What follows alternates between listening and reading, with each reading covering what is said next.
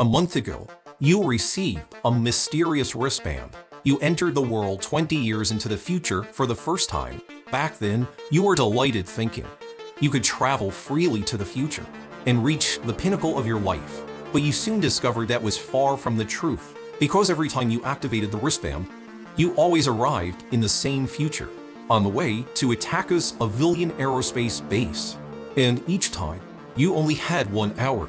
If you didn't board the spacecraft and leave Earth within that hour, a cataclysmic explosion would arrive right on time. Blinding flashes, scorching radiation would destroy the entire planet. Every time, you were burned back to reality in endless agony. So many times, when you saw no hope, you would simply grab a mercenary's gun and shoot yourself in the head. At least it hurt less that way. But this time, you seem to have made it farther than before. So you're saying, the entire human world only has 1 hour left. That's why you're trying to seize the aerospace launch base, planning to escape on a spacecraft. The mercenary in front of you, wearing a skull mask, shakes his head. To him, you're just an apocalyptic lunatic, but he only works for money, never asks questions. The skull raises his rifle, and then speaks. Drone reap on complete. Security positions confirmed. Prepare to breach. You follow him skillfully.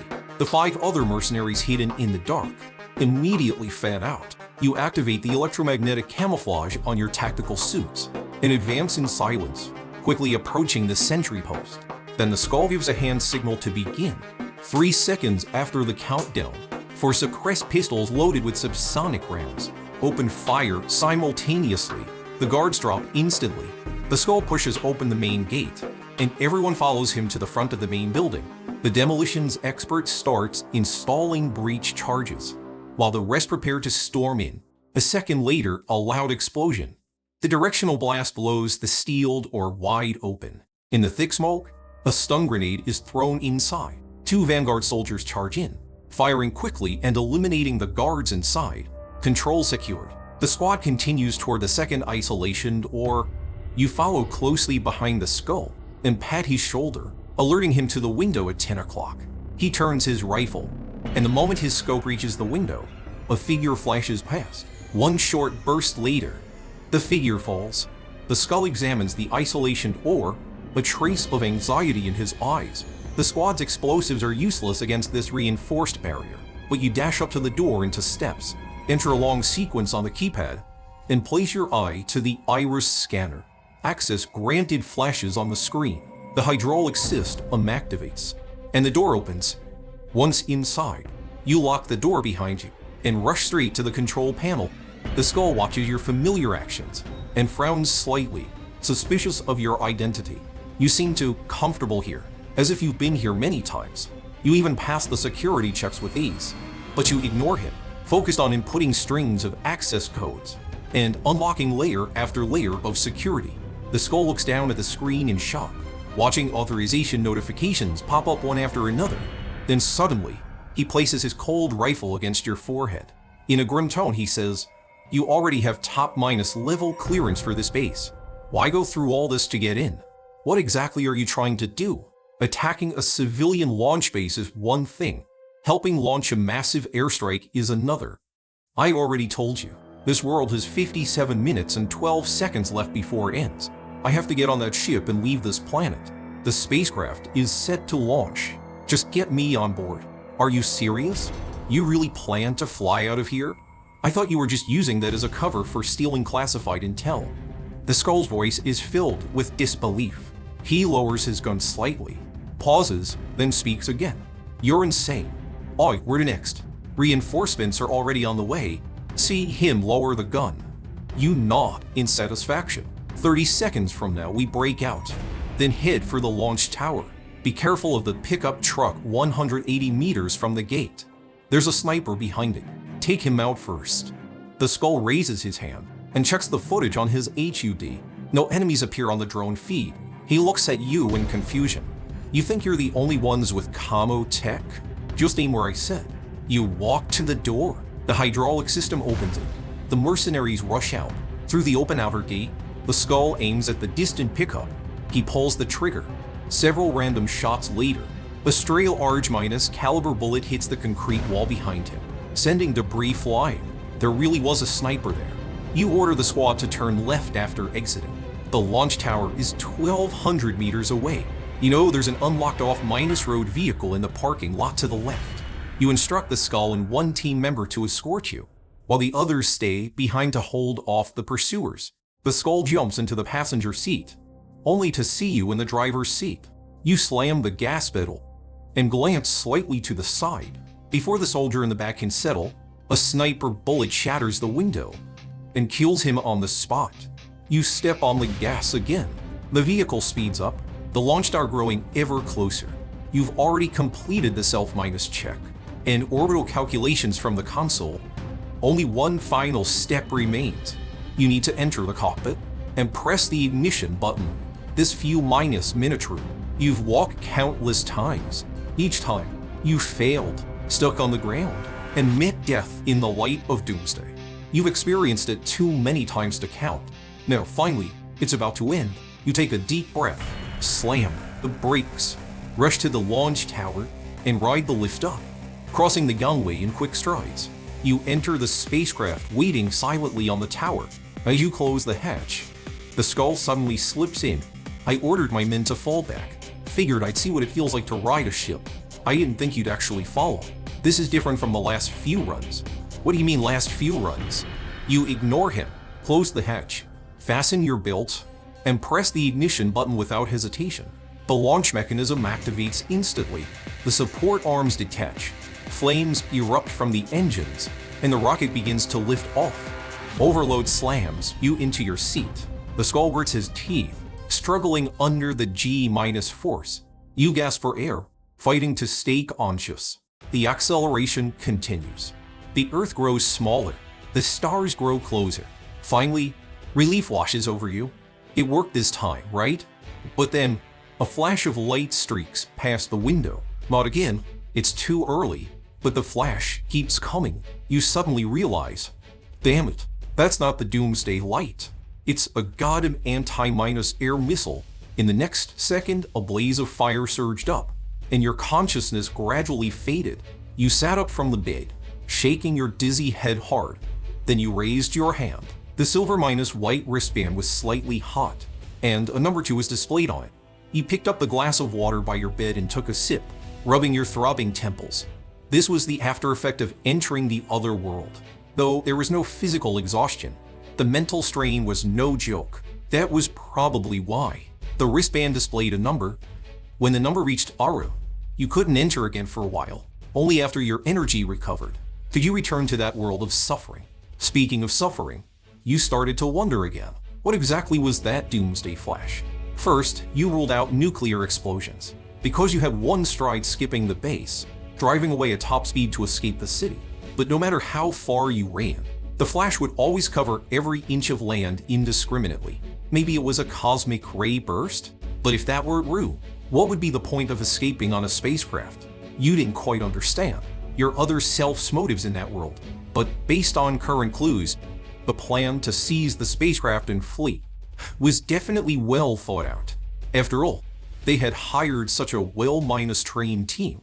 Unable to figure it out, you decided to rest for a bit. You grabbed your phone from the nightstand, intending to order takeout, but just then your phone rang. It was Olivia Parker, the team leader of the Arctic group at your company. Hey, why hasn't your section of the code been updated yet? You paused to think. It's mainly the PID control algorithm. You answered. There are a lot of issues in the code. I haven't found a solution yet, so I haven't updated it. You let out a sigh. The company you currently worked for was a private rocket company called Sky Canopy Tech, the same one you had stormed in the world of the wristband. Although this company flourished 20 years later, its current state was far from ideal. In 2025, it was considered a unicorn company on a national scale, but that didn't change. Its lack of technical capability and weak research strength.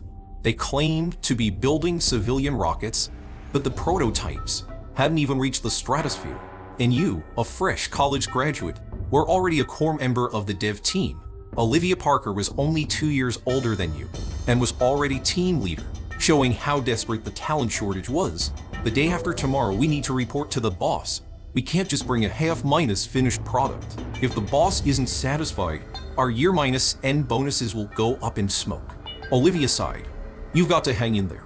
Once the bonus comes in, I'll give you an extra share. Want to grab some late minus night food? Maybe talking it over will spark an idea.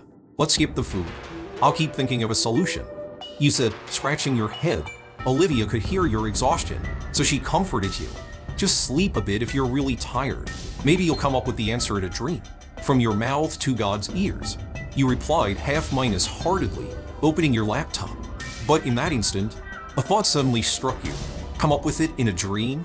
Wait, if the world inside the wristband is 20 years in the future, then this problem would have already been solved. In that world, Sky Canopy Tech must already have a mature flight control system. What if you just went and copied the code?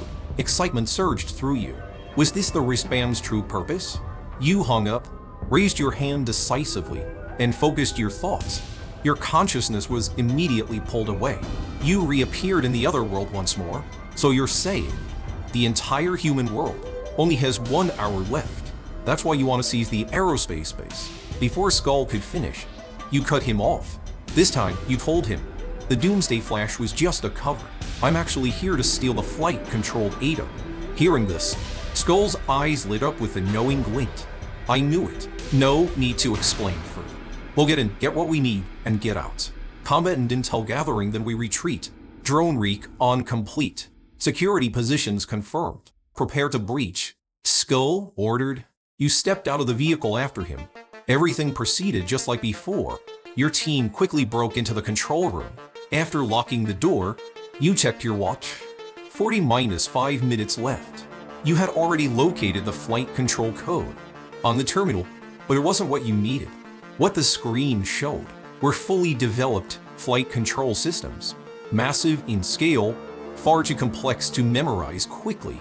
Even if you could, it would be useless for your current project. What you needed was the code for Sky Canopy Tech's very first experimental rocket. Just then, an explosion sounded outside the door. You turned and ordered Skull to hold off the intruders. Meanwhile, you frantically searched the system. Minutes later, you found it, a file named in your most familiar style, Test Rocket 3 Project Shared Files. You opened it eagerly, eye-scanning lines of flight control code. Then, when you came across the few lines mentioning Benjamin Harris, you finally realized the solution to the bug was so simple. It was just a few additional self-minus check loops added to the PID algorithm. You checked the time. 35 minutes remained. Since you were here, you figured you'd browse a bit more. You curiously opened a file labeled Year 2030. The file name read, Star Voyage Reusable Rocket Project Master Package. This time, you didn't look into details. You simply skimmed the master plan, propulsion engines, Benjamin Harris module, flight control, and other complex systems flashed before your eyes. Suddenly, another huge explosion struck. You were thrown by the shockwave. Skull crashed down next to you, motionless. Seeing this, you grabbed a nearby rifle, pressed it to your temple, and pulled the trigger. You opened your eyes again, pinned, throbbing. You crawled to your computer and typed out everything you remembered. When you ran the code again, the simulated program in the test system finally ran smoothly. You let out a long breath of relief. So this really was the correct way to use the wristband? You paused for a moment, then suddenly picked up your mouse. You created a new folder on your computer, titled it Starvoy, the Reusable Rocket Project Master Package. Then you began building out the project framework. Even without details, if you could continue accessing Sky Canopy Tech's headquarters in the future, maybe you could reconstruct the project early. Then you rise through the ranks and rake in bonuses.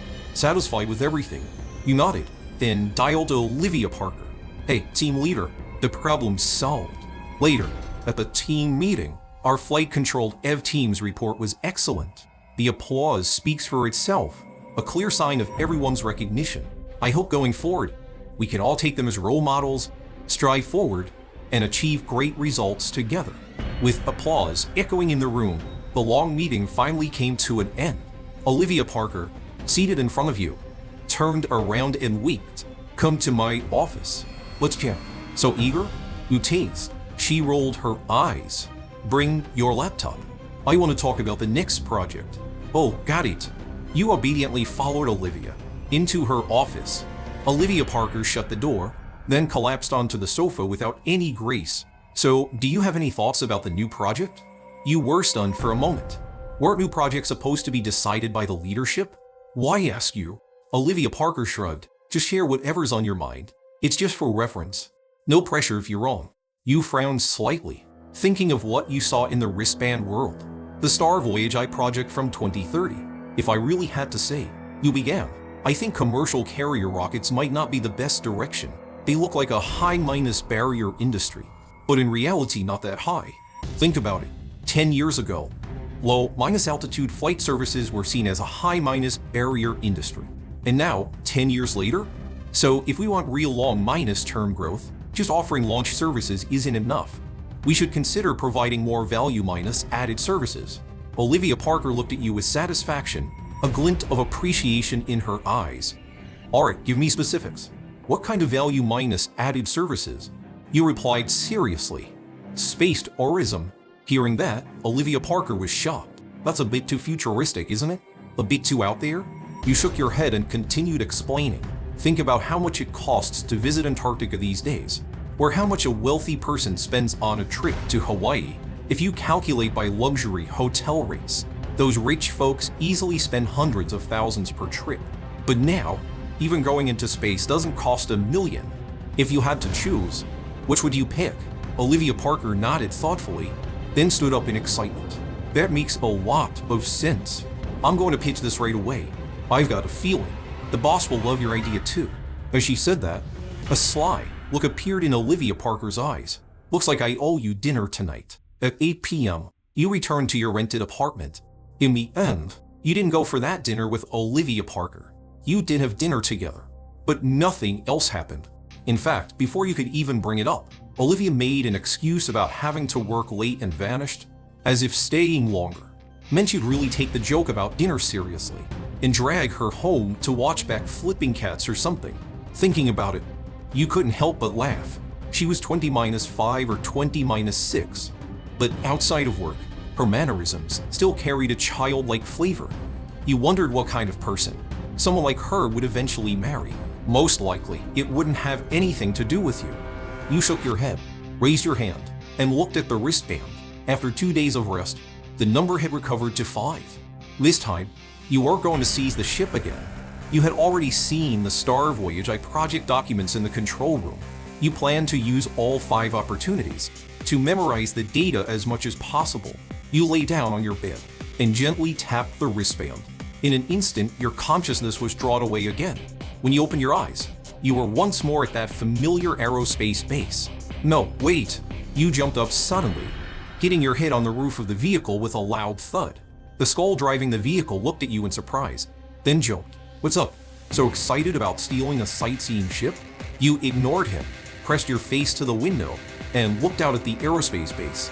This time, the entire layout was completely different from the dozens of times you had seen before. You turned to Skull. Change of plans. The target layout isn't what I expected. I can't find the place I need to go. Skull pointed at the large open gate in the distance. There are tourist signs everywhere. Just follow them. Honestly, I've never understood your logic. You said the world's ending, and you need to steal a ship to escape. But space tourism is booming now. You hired us for a fortune. Why not just charter a ship and fly out legit? You looked at the crowd of tourists leaving the Sky Canopy Tech gate and the relaxed security, and you couldn't understand either. Why would your future self still hire a mercenary team to steal a spacecraft? Forget it. Mission's off. I need to go in and take a look first. Skull nodded.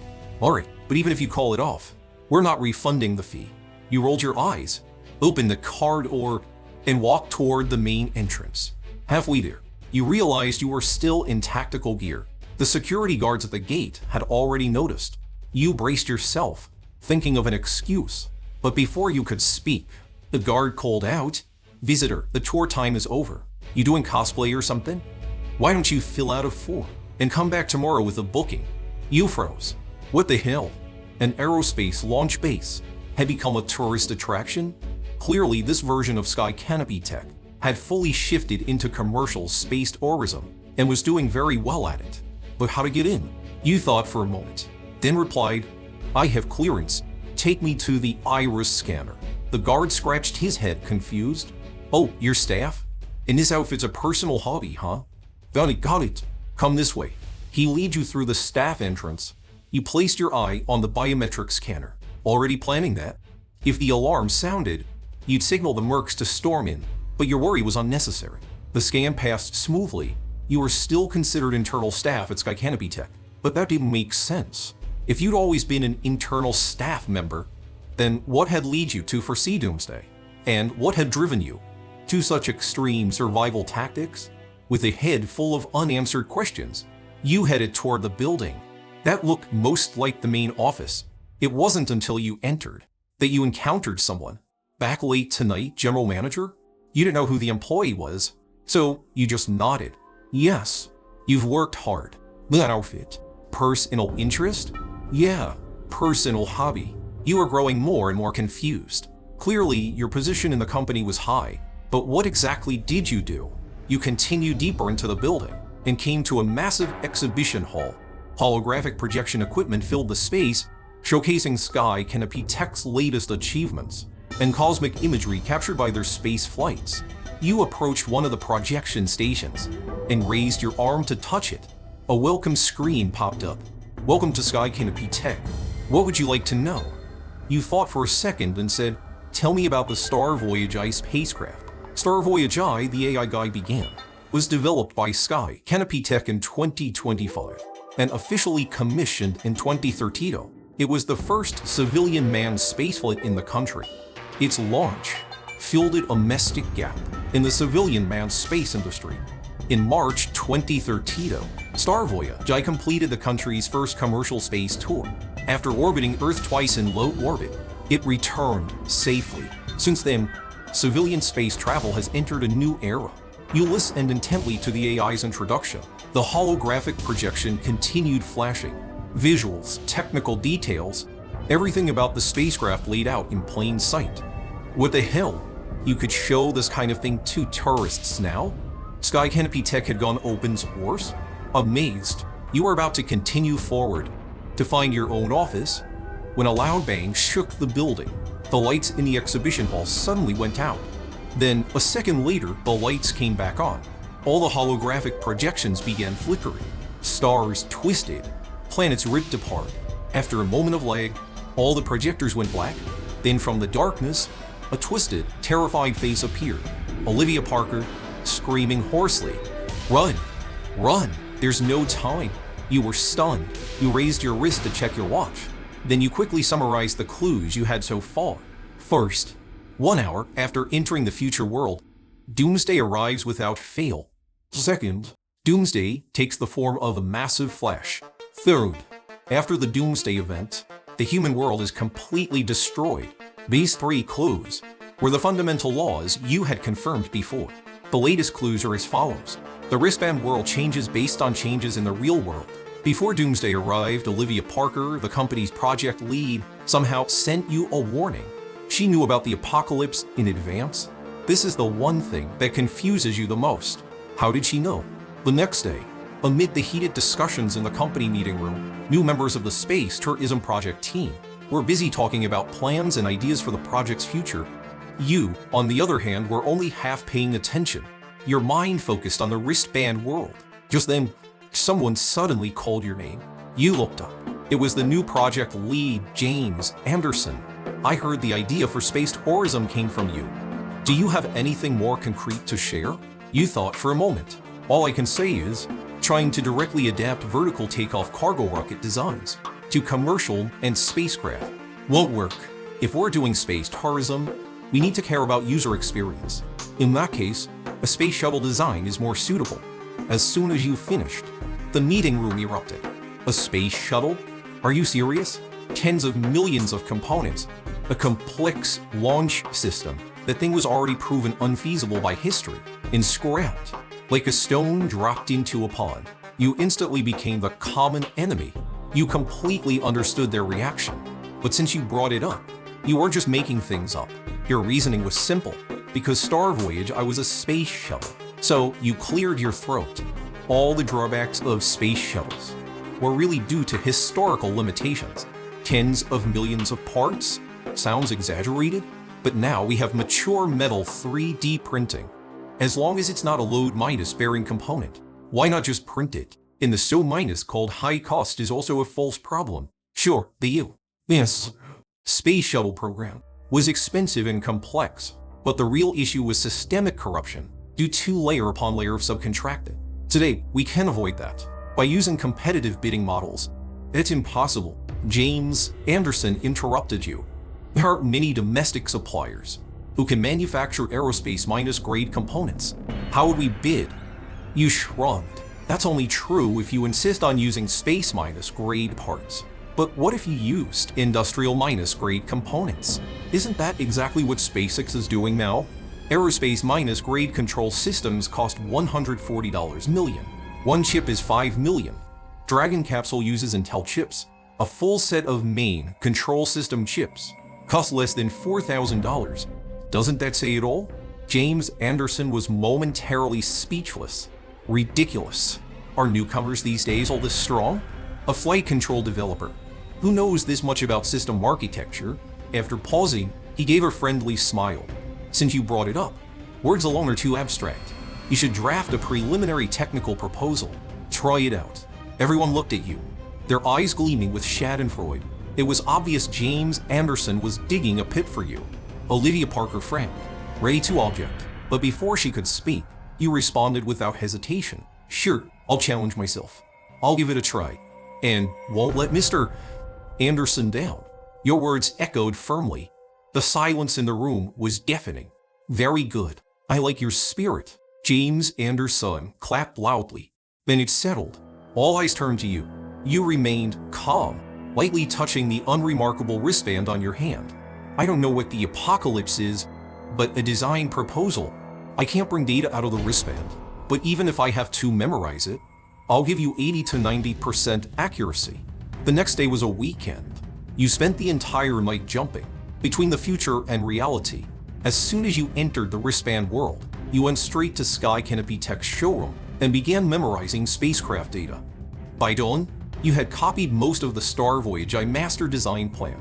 Then you casually opened the internal messaging app and sent it to Olivia Parker. Afterward, you collapsed into bed. In a daze, you heard Olivia Parker calling your name. Then the next second came an urgent knock at the door. You struggled to get up and open it. Olivia Parker was already fully dressed, standing there. Why didn't you answer your phone? The boss and the chief engineer loved your proposal. They scheduled a meeting with you Monday afternoon. As she spoke, she started laughing. You can hear James Anderson on the phone with me. That tone, so polite, so submissive, absolutely groveling. Or, want to grab lunch together? There was expectation in her eyes. You hesitated, then declined directly. I'd rather get some more sleep. I'll treat you to hot pot tonight. Together? Together my ass. Olivia Parker rolled her eyes, but a blush appeared on her cheeks. She slammed the door and walked away briskly. You chuckled and shook your head. Instead of lying back down, you sat at your desk. On your screen, besides the Star Voyage preliminary design file, you updated your top priority to -do list. First, attempt to verify the link between the real world and the wristband world. Second, further advance the Star Voyage project. Third, find out how and why Olivia Parker saved me. You sighed. The first two tasks were fairly simple. To verify the connection between the two worlds, the easiest method would be to leave something in the real world and see if it still exists 20 years later, like making a mark on an abandoned rooftop. As for extracting tech info from the wristband, it was just tedious and repetitive. It was the third task that left you clueless. Based on past testing, Olivia Parker seemed to know nothing about the apocalypse. If you asked her now, she'd have no answers. But wait, the Olivia Parker from 20 years ago may not know. But what about the Olivia Parker from 20 years later? You had to find her in the wristband world, even just a phone call, and you might finally get some answers. You quickly lay down and activated the wristband. This time, you had one goal only: find Olivia Parker. So you're saying the whole of humanity. I'm here to find someone. You cut off Skull's line, which he repeated dozens of times. You quickly stripped off your body armor and told Skull, change of plans. No need for you guys to move in yet. I'll scout first. If things go wrong, I'll signal you. Paid or not, we still get our fee. I knew. You opened the car door and stepped out. But to your surprise, Skull followed as well. I'm coming with you, he said, efficiently removing his gear. You're the client. I need to keep you safe. That's not what you said last time, you muttered. Last time? What last time? Skull looked confused. You walked straight to the security booth and scanned your iris. With Skull in tow, you entered the company grounds. I'm starting to doubt who you really are. Why would an insider need to hire us? Skull clicked his tongue and shook his head. You both moved quickly. This time, you sped up a little, just enough to reach the elevator, next to the exhibition hall, before the man who recognized you appeared. In the elevator, you saw familiar department names, flight control design, fuel systems, and more. Based on the setup, the company could now build an orbital class spacecraft entirely from scratch, and the direction it was heading matched the self-reliant path you had envisioned. You examined the department list carefully, wondering where Olivia Parker might be. If she had stayed in flight control all along, she'd likely be in the flight control design department. The elevator reached the 10th floor. You lead Skull in at a quick pace. Every office door had a digital nameplate showing the occupant's name and title. But after searching the entire floor, you still couldn't find Olivia Parker's name. Puzzled, you returned to the elevator and continued upward. Even after reaching the 16th floor, there was still no sign of her name. Suddenly you felt something was off. Not only was Olivia Parker missing, but your own name was nowhere to be found either. Logically speaking, if you had such high clearance at Sky Canopy Tech in this era, you should at least be in middle or senior management. But there was nothing. You frowned and glanced at your watch. Only 35 minutes remained. Now, only the 21st floor, the executive level, was left unchecked. Don't tell me. I'm actually the CEO of Sky Canopy Tech? The elevator continued upward, but your unease grew. Could it be that either you or Olivia Parker had actually become the CEO? The elevator doors opened. You stepped out, and the electronic nameplate outside the main door, following the company's standardized format, it read, Sky Canopy Tech, Chairman and CEO, William Carter. Below the name was a carefully captured dynamic photo. You stared at it for a few seconds, certain that you didn't know this person. You approached the empty executive office and hesitantly leaned into the iris scanner. You didn't actually expect it to work. The name on the door wasn't yours. No matter how high your clearance, there's no way you could casually unlock the company's most secure office. But the next second, the door unlocked with a click. The CEO's office opened wide. Skull was stunned. Wait, you're the CEO? No, that can't be. That guy in the photo isn't you. You didn't respond. You stepped inside. You now had only 8 minutes left. The desktop computer was already on. You sat down and attempted to log in using your password, but it failed. You paused, picked up the vintage style desk phone, and dialed a familiar number. Your own. A moment later, the system replied, "This number is not in service." You paused again, then dialed Olivia Parker's number. Same result. Out of service. It's about time. Let's go. But before Skull could finish, your gaze landed on something in the corner of the office. A very familiar item. Olivia Parker's cup. The cup was visibly old. You rushed over and picked it up. Isn't this the cup Olivia left at my place? Wait, not just the cup. You looked around the office again and began noticing more details. The books on the shelf were mostly ones you had read. All the decorations and furnishings were exactly your style. So this was your office. But why did it now have someone else's name on it? Skull was still happily examining the room, probably thinking that tagging along to an executive suite was an easy paycheck compared to a battlefield. But you raised your wrist and checked your watch. 1 minute left. You sighed, lifted the chair behind the desk, and said, "Help me smash the window." Skull's mouth dropped. The floor -2 ceiling window. Why? Don't ask. Just break it and run. No one will come after you. Skull helped hold the chair, and together you slammed it against the window. A loud crash. Glass shattered everywhere. You clapped the dust from your hands and walked to the window. Skull rushed toward you in panic, but you had already stepped forward and jumped. As you leapt from the building, you saw Skull's stunned expression, his voice shouting above you. You looked up slightly, and just then, a building several hundred meters away lit up. On its exterior wall, a massive projection appeared. Run, run, there's no time. You stared, in disbelief. It wasn't what you expected, not just Sky Canopy Tech. At this moment, Olivia Parker was using the entire city to send you a doomsday signal. You reviewed what you now knew. First, Sky Canopy Tech headquarters had no office belonging to you or Olivia Parker. Even calling your numbers returned nothing. Second, you had clearance to access the CEO's office, meaning you were very likely the former CEO of Sky Canopy Tech. Third, both you and Olivia Parker possessed absurd levels of authority, especially Olivia. Her warning didn't just go company minus wide, it went city minus wide. Any two of these facts could be explained, but with all three together, the logic fell apart. If you were removed from your position, why retain full clearance, including CO- level access? And if you still held that level of clearance, how could you not even have a single office in the headquarters? The contradictions piled up. You couldn't make sense of it. But one thing was clear. You wouldn't find Olivia Parker at Sky Canopy Tech HQ. You decided to search online next, perhaps for her location, or even your own career history. Still, personal info like that was probably easier to find within the company itself than on the internet. You planned to try both. You lightly tapped the wristband. Your consciousness was pulled away again. So you, shut up. You immediately cut off Skull's opening line. You tore off your body armor and turned to him. Did any of you bring a phone? A phone? That's a rare thing around here, Skull said with a lopsided smile.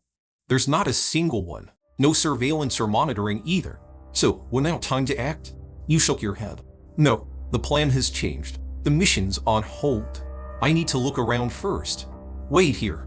I'm coming with you. Skull responded decisively. You didn't object. You headed straight for the security booth. Iris scan. Logged in. You lead Skull into the building, entered the elevator, and went straight to the 15th floor, the Human Resources Department at Sky Canopy Tech. If you could get inside and unlock a computer, your clearance should allow you to access employee records. With Olivia Parker's latest contact info, you could just borrow a phone from a stranger and give her a call. You moved without hesitation, like it was second nature. Watching your actions, Skull said, Boss, this feels like home to you. You sure you're not an insider? You've asked that a dozen times. I still haven't figured out how to answer. You glanced at Skull with exasperation. The elevator doors opened. You quickly found the HR director's office, but you were surprised. The lights were on. Someone was inside. You pushed the door gently. The moment you saw the man inside, you froze. It was the same guy you'd run into at the exhibition hall earlier. He looked up too. Back at the office this late, sir? Yeah, I need something from you. You kept a straight face. The nameplate read, Benjamin Harris, current HR director at Sky Canopy Tech. You work hard, sir. Whatever you need, just let me know. You too. You made a polite remark, then asked, do you have our latest employee list? With names and contact info? Of course, of course. Would you like me to show you now? Or send it to you later? Benjamin Harris was very enthusiastic, which only confirmed your theory. Your status at the company was extremely high. Maybe you hadn't been dismissed, just reassigned to something even more important. So you stopped holding back. No need to send it. I'm just looking for someone. Do you have records on Olivia Parker? As soon as you said the name, Benjamin Harris paused. You clearly saw the flicker in his eyes, but a second later, his expression returned to normal. I do, but her records are classified. I can't access them from here. If you don't mind waiting, I'll go retrieve them for you. You nodded and walked straight to the couch to sit down. Skull stood silently beside you, assuming a bodyguard stance. Benjamin Harris quickly exited the office.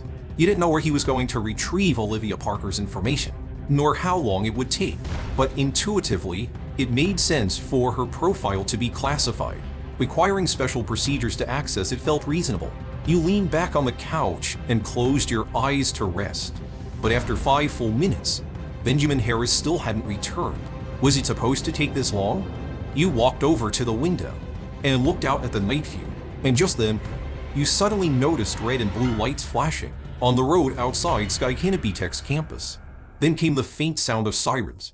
Before you could process what was happening, Skull, who had just been sitting down, suddenly stood bolt upright. He quietly listened to intel coming through his hidden earpiece, then cursed. "Boss, what the hell? Your insider identity's blown. They called the cops. We've got to run." You stared in disbelief.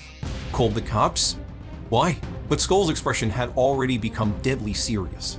"We need to go now. That's not the police. It's a rapid response unit. If we get surrounded, we're dead." He grabbed your arm and dragged you down the stairs. At the perimeter of the campus, your mercenary team had already started engaging the RRU. For the first time, you experienced what it meant to go up against the military in the world 20 years into the future. The moment the first gunshot rang out, electromagnetic shielding was activated. Under heavy directional jamming, the mercenaries lost all radio contact, their headsets filled with static. Meanwhile, the two of you had already left the exhibition hall and were frantically fleeing the campus grounds. High above, two drones hovered silently, unleashing precise bursts of fire toward the ground.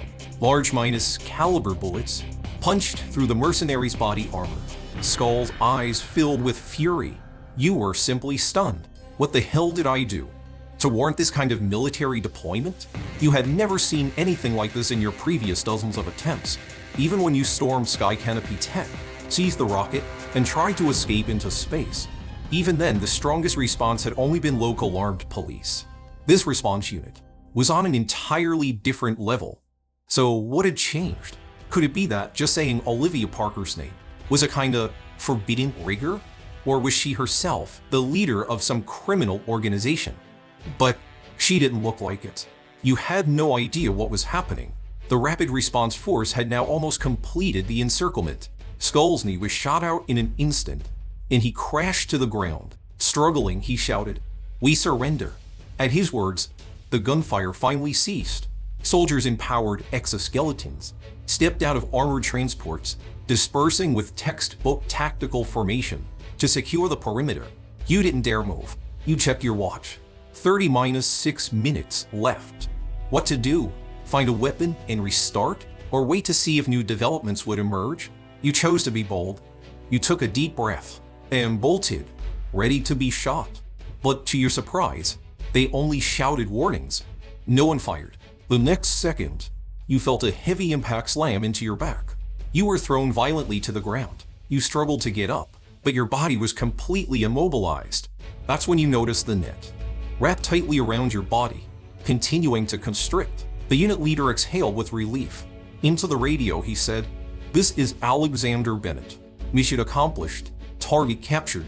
Very strange. He had no previous contact with the Planetary Rebirth Organization, but still triggered the alert. You had still been struggling, but the moment you heard those words, you stopped. The rapid response team seemed to know something you didn't. Planetary Rebirth. What was that? So Olivia Parker was part of this organization? In the interrogation room, the man sitting across from you frowned. "What is your relationship with Olivia Parker?" You sighed. Lynn answered, "Sir, we were just co-workers. In fact, we haven't been in touch for years. Otherwise, why would I be dumb enough to search for her profile at the company? That's what got me caught and dragged here for questioning. Honestly, I'd really like to know. Did she commit a capital crime, or did I? You're trying to mislead me." The man chuckled, amused by the absurdity of it all. "She's your ex-wife. You expect me to believe you have nothing to do with her?" You were dumbfounded. "What? In this world, Olivia Parker and I were married? Not just married. You're already divorced." After a slight pause, the man skipped his original line of questioning and asked, "Do you know what the Planetary Rebirth Organization is?" "I have no idea what kind of group that is." The man's brow furrowed even deeper. Planetary Rebirth is recognized globally as a terrorist organization.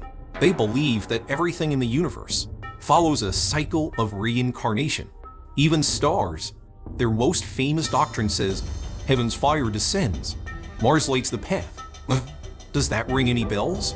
You simply shook your head in confusion. Seeing your reaction, the interrogator seemed just as at a loss. Brainwave skin came back clean. You really have no memory of Olivia Parker or Planetary Rebirth. So why were you trying to find her? And what's with all the mercenaries? I vaguely remember Olivia Parker told me. The end of the world was coming, so I hired mercenaries to help me seize the rockets at Sky Canopy Tech. Seize rockets? The man's eyes narrowed, like he had just grasped a critical thread. Seize rockets. To go where? He leaned forward, voice rising. Don't think, just speak.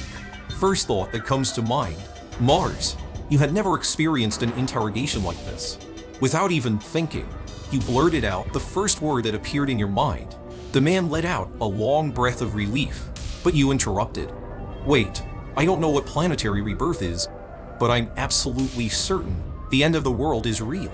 There's not much time. Please, just tell me, where is Olivia Parker now?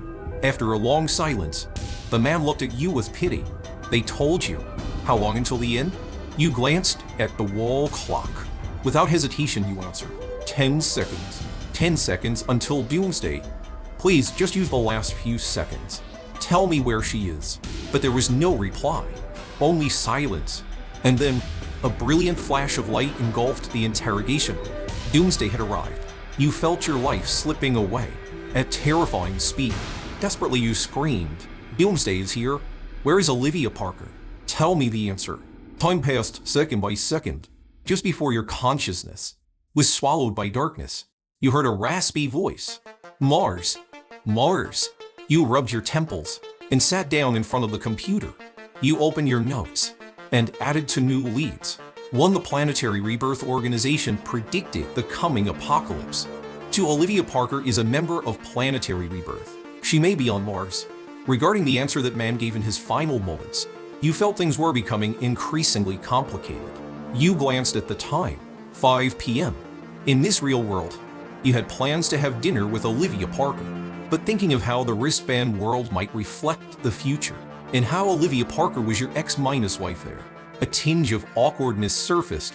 A few minutes later, you met downstairs and headed straight to a hot pot restaurant. After eating your fill, you strolled aimlessly through the mall, passing a newly opened toy store. Olivia Parker curiously walked in. After browsing a while, she stopped in front of a time capsule product. How about getting one? Write something, seal it inside. Open it again in a few years. Actually sounds kind of fun. You shrugged nonchalantly. So Olivia Parker picked out 2 small capsules. You both opened them, took out the message cards, and sat separately at tables to write. You were planning to just jot something random, but then it hit you. This might be the perfect chance to verify the connection between the wristband world and reality. You knew what you needed to write. Planetary Rebirth. Doomsday will arrive on April 23, 2045 at 0.00. You stuffed the note into the capsule. The clerk tapped on the screen, and a map appeared in front of both of you. He explained that all capsules would be periodically buried in the desert for preservation. Olivia Parker, curious, asked what you had written. Some cringe, why teenage minus sounding stuff. Perfect, she grinned. I wrote something cringe, why too. Let's pick a 5- year period. If we're still in touch then, we'll go dig it up together. You parted ways with Olivia Parker and went home. You immediately fell into a deep sleep. You had spent far too much energy in the wristband world. When you woke up the next morning, the wristband's number had only recovered to 3. You didn't rush back in. Instead, you followed Olivia Parker's request and thoroughly prepared the materials for Monday's meeting with the boss. You weren't the CEO of Sky Canopy Tech yet, just a junior programmer. If you didn't seize opportunities now, how could you ever become a CEO? You spent 10 full hours compiling the report. By the end, you realized the project was already so complete, it was practically flawless. You couldn't help but wonder, whose work had you just stolen? You collapsed onto the bed. The glow of your laptop's screen slowly faded. The next day, you arrived at the chairman's office on time. He said the project still needed refinement, but could soon be officially launched. You talked for a long time, and after work, you rushed back home. Along the way, your mind was filled with thoughts from the wristband world. If you wanted to uncover the truth behind Doomsday, your best lead now was the Planetary Rebirth Organization. And now that it was confirmed, your actions in the real world, reflected in the wristband world, it became even more important to climb as high as possible. In this reality, after all, the higher your position, the more resources you could command. and the easier it would be to solve problems. You took a deep breath. First things first. Let's bring the Star Voyage project to life. You open your computer and reread the rocket blueprints you had copied. After some thought, you typed out the key technical bottlenecks. 1. Thermal protection system materials. 2. High- thrust engines in the propulsion system. 3. Lightweight composites in the structural system. Listing them out made the core challenges crystal clear. All 3 problems were material minus related. Satisfied, you lay back on the bed and mentally repeated your mission. Enter Sky Canopy Tech. Find the manufacturing methods of key materials. You tapped the wristband lightly. Darkness enveloped your vision. Your consciousness was pulled away and then slowly descended again. Shut up, but I didn't say anything yet. As before, Skull walked beside you. As the two of you entered the Sky Canopy Tech exhibition hall, you moved to the holographic projector, quickly navigated to the Star Voyage project, and smoothly pulled up the structural design section. Text flashed rapidly across the screen. Soon, you found what you were looking for, RT-M&M46. According to the display, both materials were developed by the Silver Ford Materials Research Institute, which had also pioneered the industrial production process. You asked the AI where the nearest factory was. The answer, Silver Ford Donghu, a chemical fiber plant. Estimated travel time, 29 minutes. You checked the time. Still enough. You immediately told Skull to take you there. 20-2 minutes later, the convoy arrived at the factory gate. You stepped out and were instantly stunned. Before you stood a heavily guarded compound with glimpses of armed guards on patrol. You exhaled sharply and turned to Skull. We only have 30 minutes. Can we break in? Skull gritted his teeth. Yes. Support team M-Field ready in 1 minute. Strike team check equipment. Prepare to breach. Skull yanked the door open. 6 mercenaries along with you leapt from the vehicle. At his signal, everyone sprang into action. The security guards at the gate had already noticed, but before they could speak, Skull opened fire. In that moment, a twinge of guilt flashed in your heart. Was this too extreme? But you quickly dismissed the thought. Even if you didn't kill them, they'd be dead in 25 minutes anyway. Wiped out by doomsday. You cleared your mind and focused on moving with the team. After the gate was blown open, a vast industrial complex unfolded before you. In your earpiece, the support team called in. First police response in 40 seconds. Special units CTA, 2 minutes. We must finish in 2 minutes or we won't get out. Skull panted heavily. You had already stepped into the main office building. It was completely empty. You ran to the building directory and quickly found the technical department. You lead the charge up the stairs, but just as you rounded the first corner, a shotgun blast slammed into you. The impact threw you off your feet. The 185 decibel blast left you temporarily deaf. Skull quickly neutralized the attacker. You struggled to your feet, blurry vision slowly clearing. You grabbed the man's collar. Where are the RT-M&M46 process documents? Hand them over. Before the hostage could answer, Skull shouted, "No time. We need to go. Take him as a hostage." You guys go. I'm not leaving. What? I said go. Your payment will be transferred automatically. Skull tossed you 2 magazines and barked into the comms. VIP has refused protection. All units withdraw. You took a deep breath, stared at the terrified man in front of you. Where is it? Just tell me, and I won't hurt you. You raised your gun. The man flinched.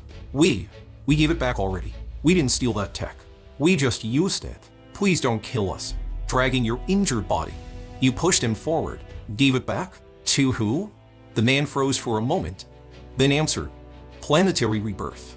You stared at him in shock. You never expected your multiple goals, your fragmented clues, would suddenly all converge. In this one moment, the hostage's meaning was already very clear. Both materials came from the Planetary Rebirth Organization, and the research institute that could be found online had merely stolen the results through some method. So, in fact, the real driving force behind the Star Voyage project's success was this mysterious Planetary Rebirth Organization. What exactly were they? How could they possess such advanced technological capabilities? You felt you had grasped a faint thread of the truth. By now, the hostage had led you into the technical director's office. unlocked the computer, and, with trembling hands, typed in the password. Successfully logging in, he pointed to the documents displayed on the screen. You gestured for him to step aside. Then, without hesitation, you fired a shot. Only then did you feel safe enough to look at the screen. The 2 industrial process documents were clearly shown, detailing the methods for producing the 2 key materials. You frantically crammed the information into your brain while questioning the hostage. "Oh, these materials are from the Planetary Rebirth Organization?" Yes. The man's face twisted in pain. You checked the time. Only 17 minutes left. That shot wasn't meant to kill, just to prevent him from trying anything. "So what else do you know about the origins of these materials?" The man shook his head violently. This topic was never allowed to be discussed. "It's been over 10 years now. I remember those patents. One of the joint applicants' names showed up on a wanted list. They said he was the leader of a terrorist organization. Right after that, the patents were revoked. The Institute began providing us with technical guidance directly." You nodded, satisfied with the answer, just as you were about to continue questioning. A loudspeaker blared from outside. You grabbed the laptop, rolled to the side, and used the hostage as a shield. Just as you were preparing to make demands, the office's floor -2- ceiling window shattered. A drone streaked past, and in the blinding shockwave, you heard gunfire. By the time you regained awareness, you were back in bed, wide awake. No negotiation, no shouting. The special forces' tactics were simple: drone strikes, large caliber rounds. No matter who you were, you'd be blown apart on sight. Instinctively, you touched your head. Being hit by a large caliber bullet wasn't painful, but the feeling of being instantly obliterated was oddly novel. You mulled over the experience as you opened your computer and quickly recorded to new pieces of intel. The industrial production methods for both materials originated from the Planetary Rebirth Organization. The methods emerged between 25 and 2030. That got you thinking, did this mean the Planetary Rebirth Organization already existed now in this timeline? You opened a browser, typed into the search bar, Planetary Rebirth, but after scanning all the results, you found nothing useful. You closed the lead-tracking document and opened a new file to start recording the production processes you'd memorized. Once finished, you reviewed your updated files. A bold idea crossed your mind, since it was now confirmed that Olivia Parker was a member of Planetary Rebirth, and that the organization might already exist in this era. Was it possible that she was already involved with them even now? You picked up your phone, unlocked the screen, but hesitated. If you wanted to ask her, how would you even begin? As you were debating, a red notification popped up in Olivia Parker's chat. You hadn't messaged her yet, but she messaged you first. She sent a news article. Headline: Scientist predicts doomsday in 2036 due to asteroid collision. You opened the link, immediately recognizing the clickbait tone of a marketing blog. You typed a reply. You believe this stuff? Olivia replied quickly. Can I just enjoy the drama? You're so boring. But even if it were real, there's still more than a decade to go. By then, Sky Canopy Tech space cruise ships might already be up and running. I'd have gone to Mars by then. Mars? You frowned slightly. Typed, you really plan to go to Mars?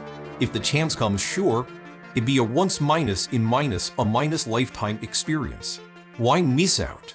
Her reply didn't contain the information you were hoping for. But then another message came. But come to think of it, Earth's been around for so long. Are we really the only intelligent life to ever exist? Maybe this planet already birthed multiple civilizations. Like dinosaurs, they all got wiped out in their own apocalypses. Fate is a cycle. Even planets follow it. Your heart skipped a beat. You took a deep breath and typed for words. Planetary Rebirth? Olivia replied. That's actually a cool name.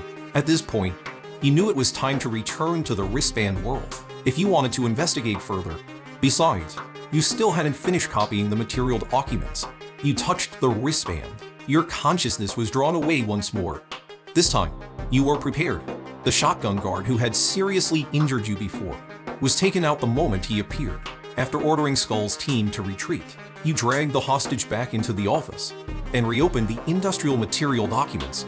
I have more questions. The hostage nodded furfully. The man whose name appeared on the wanted list. linked to the planetary rebirth patents. What was his name? You pressed your gun to his forehead. He trembled violently, stammering, Henry Morgan. His name was Henry Morgan.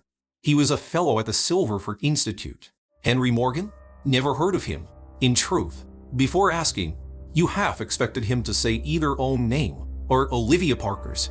After all, you were copying the research now. You finished reviewing the documents. Once the apocalypse arrived, you returned to the real world. Rushing to your computer, you recorded the fresh leads. The inventor of the industrial material process is Henry Morgan. Henry Morgan was affiliated with planetary rebirth. The mystery hadn't been solved. It had only grown deeper. But there was good news. Finding this person was like finding the end of the thread. Follow it long enough, and eventually, planetary rebirth would be fully exposed. Satisfied? You saved the file and open your browser. You searched for Silverford Institute Henry Morgan. Results appeared quickly, but no useful information. Refusing to give up, you searched for another 20 minutes. Finally, a breakthrough. A graduate student admission list. Henry Morgan had just completed his degree and passed the Institute's interview, awaiting official acceptance. No wonder you couldn't find him on the staff list. He hadn't started yet, and he was young. Really young. That's when a new idea sparked. What if I don't need to keep Ray Mina centering the wristband world to find the end result? What if I just find Henry Morgan and hand everything to him?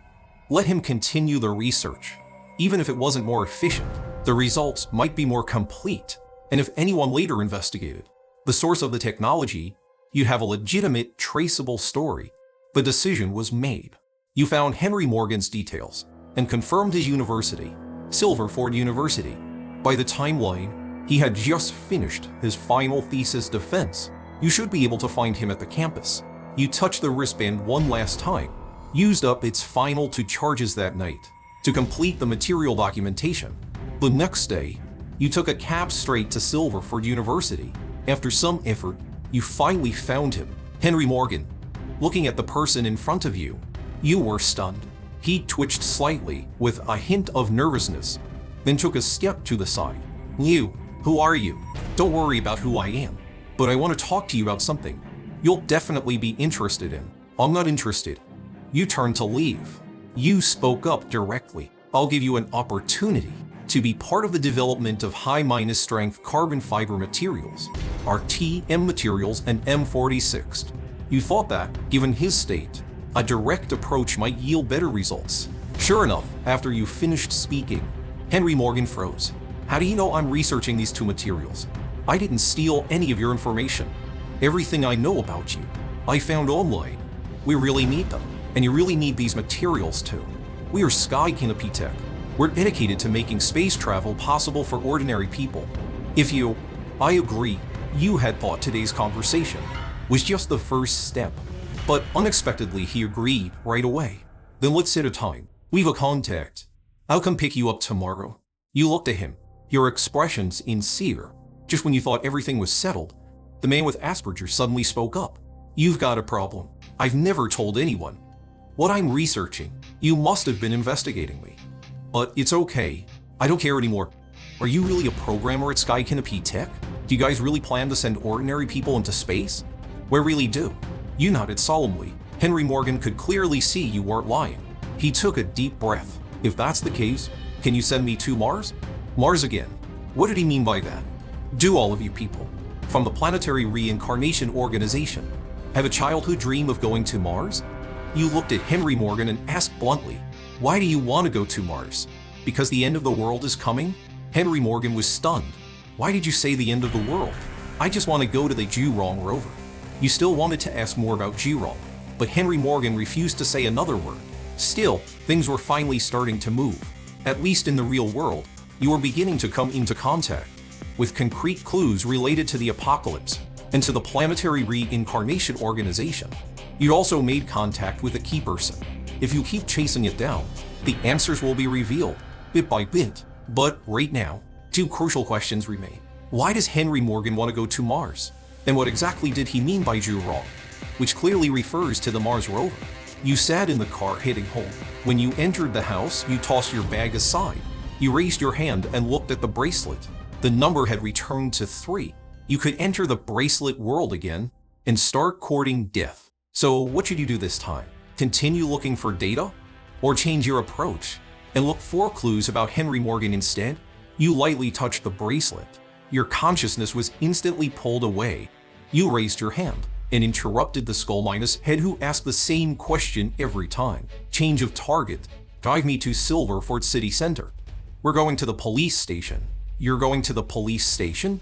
Of course, to find more detailed information about Henry Morgan. It only took 20 minutes before you arrived at the city center in the Skull-Minus head's car. This was your first time in the city center since entering the bracelet world. You look curiously at everything outside the window.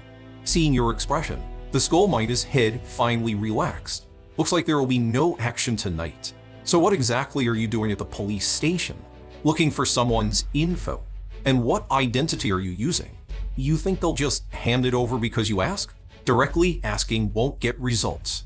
Our task is simple this time. Grab someone, get them out, then have them give me the info. I've got 30 minutes. Can we make it?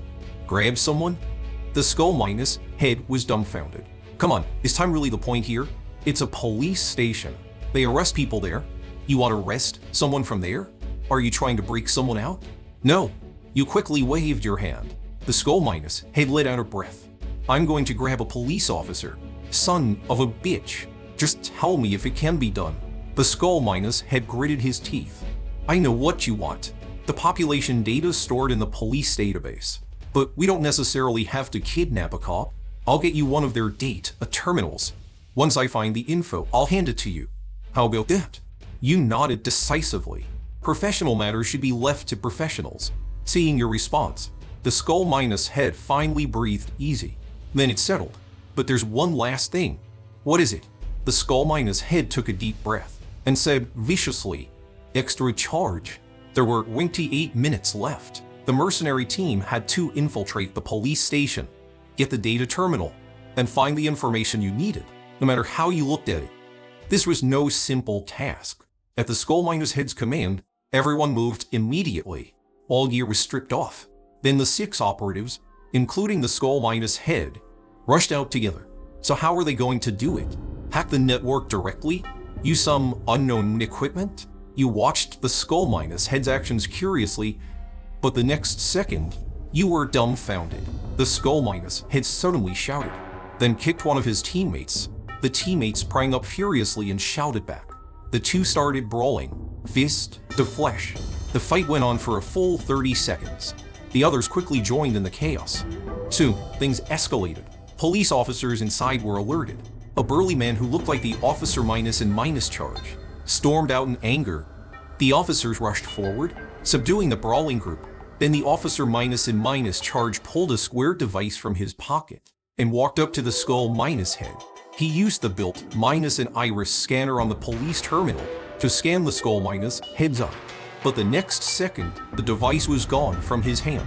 He stood there, wide-eyed, watching in disbelief as a figure burst through the officers and vanished into the night.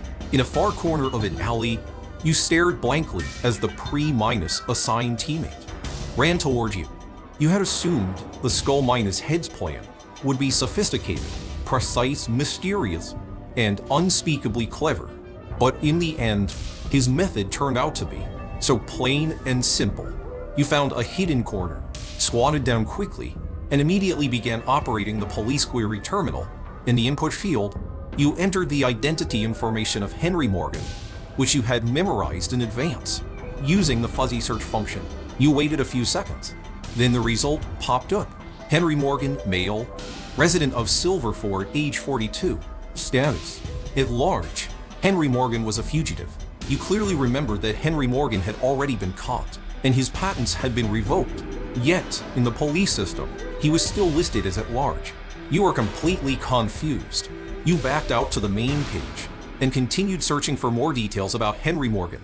You quickly memorized all the information you could find, and just then, a flash of white light. You opened your eyes and once again woke up in your own bed. It was already 1:30 in the afternoon. While ordering food on your phone, you updated your lead document with everything you had found about Henry Morgan.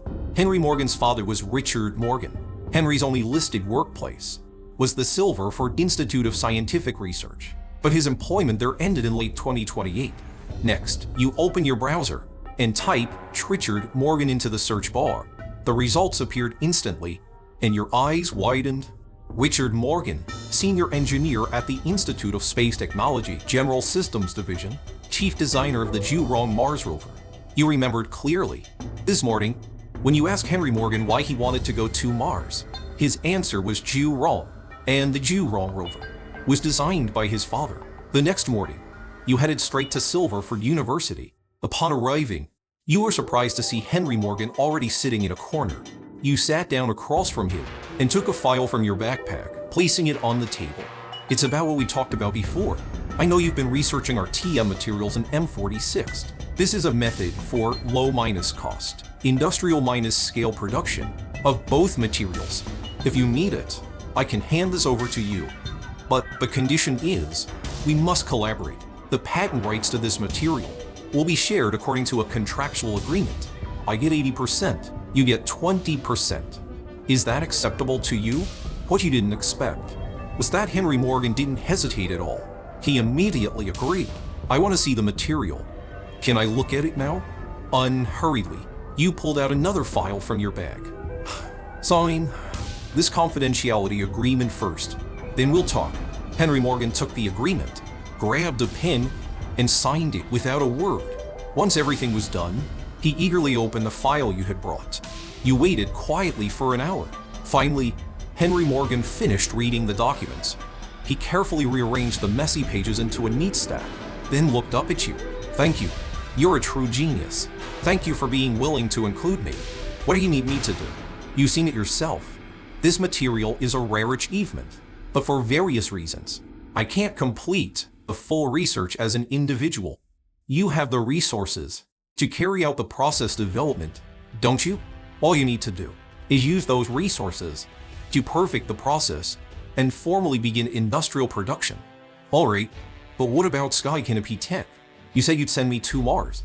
You said I could build a spacecraft. I want to go to Mars. I have to go to Mars. Henry Morgan's tone grew more urgent, his expression increasingly anxious. Clearly, the conditions you offered weren't what he truly wanted, to the point where his mental state was beginning to unravel. You raised your hand. Don't worry, you will go to Mars. But before that, you must tell me the truth. You paused, then looked Henry Morgan straight in the eyes. Why do you want to go to Mars? And what exactly do you mean? When you say Zhurong,